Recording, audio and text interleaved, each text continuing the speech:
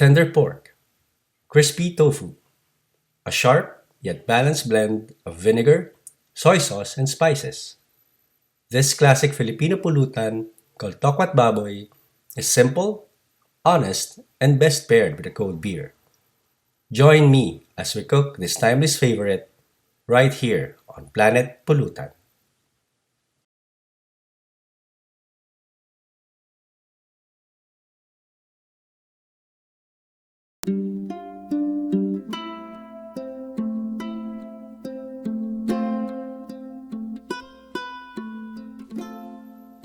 Experience life in the Philippines, and you learn that every drinking session has its own rhythm, stories, laughter, and always good pulutan.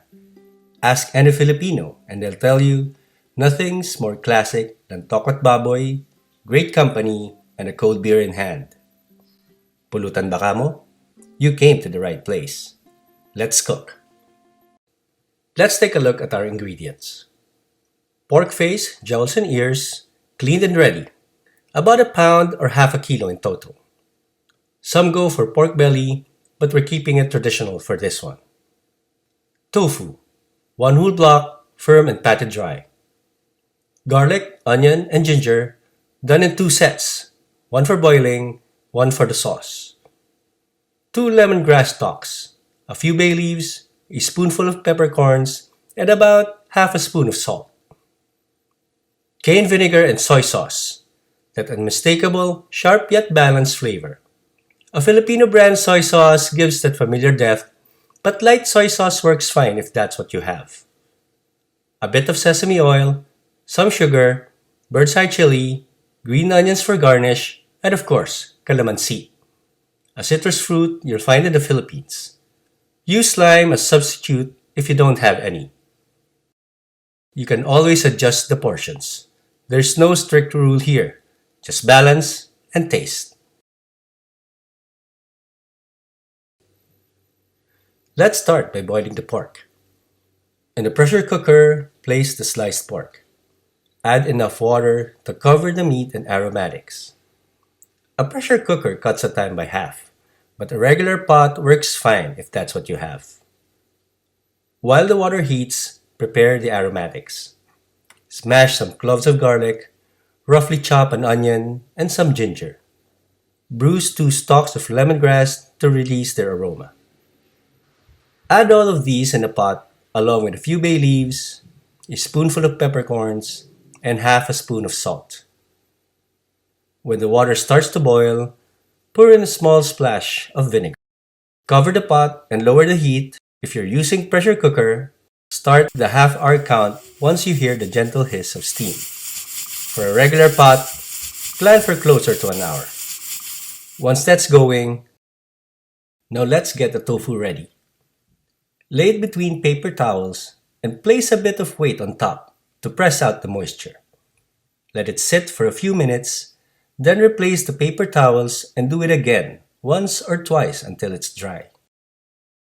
While waiting for the pork and tofu, let's take a quick pause from the kitchen and talk about what pulutan really means and why Filipinos look at food a little differently from everyone else. So what is pulutan? And how is it different from tapas, finger food, or bar snacks? To answer that, we go to the Filipino culture of eating. For most of us, the heart of every meal is rice, and whatever we eat with it is called ulam. It can be meat, seafood, eggs, or vegetables, either dry, with sauce, or with soup, cooked any way you can imagine. But it is always paired with rice. That's why even after a burger, pasta, or pancit, it still feels like merienda, just a snack. And somehow, the day doesn't feel complete until we've had rice. The same idea applies to pulutan. The drinking comes first, the food follows. It's there to make sure you have something to digest along with the alcohol.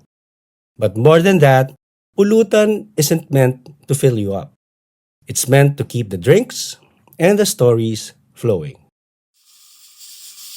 Let's go back to cooking. After about half an hour, the pork should be ready.